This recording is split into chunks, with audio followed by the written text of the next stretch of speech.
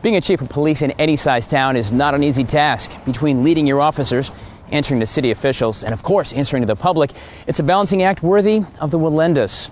Well, here in Columbia, the police department's been around for 158 years, and in that time, 32 men have worn the Gold Chief's badge, serving tenures ranging from 3 months to 3 decades. It does pose a question.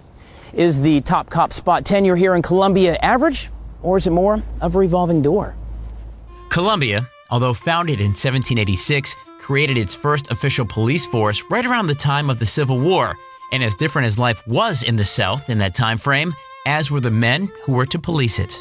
You can't put 21st century values and standards on behavior in the late 19th century and early 20th century.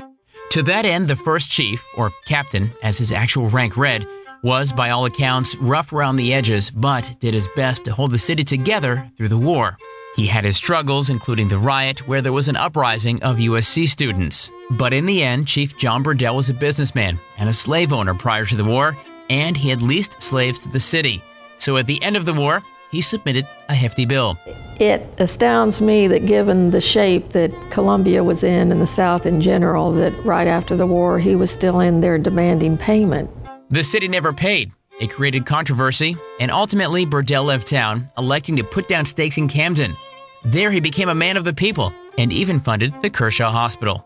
During the early days, the selection process for chief was something more of a political appointment rather than actual law enforcement aptitude. Politics guided who was selected and who had the same beliefs and political belief systems as whoever was in former government at that time that would help them meet their agenda. Many of them had never spent a day on as a policeman until they became chief. Appointments in law enforcement were made for 1 year.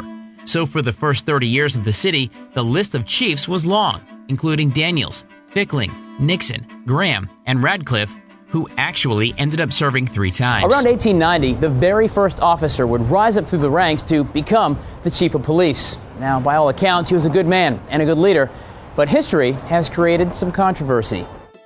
He hired on as a policeman and came up through the ranks and was elected to be chief in 1890.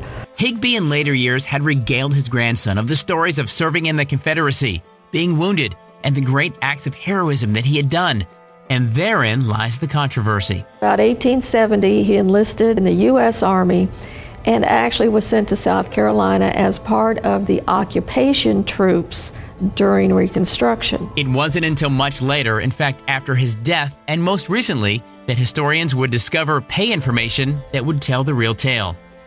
Then came the story of the legitimate Confederate veteran Owen Daly, who had risen to the status of local hero after a run-in with some Yankees at a bar. He and a friend accosted some northern journalists in a bar. Apparently they were already somewhat under the influence of alcohol, and a bar fight ensued. Well, his local notoriety may have gotten him the job, but there was still one burning question.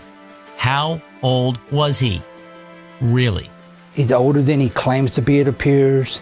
He probably approached his 90s. According to his headstone, he was 90 when he died. That means he was still working as a police officer in his late 80s. Well, despite the fact that he was in the big house and was perhaps a little loosey-goosey with chronological time, he served until 1907. That was when his second-in-command, William Cathcart, essentially swapped places with him.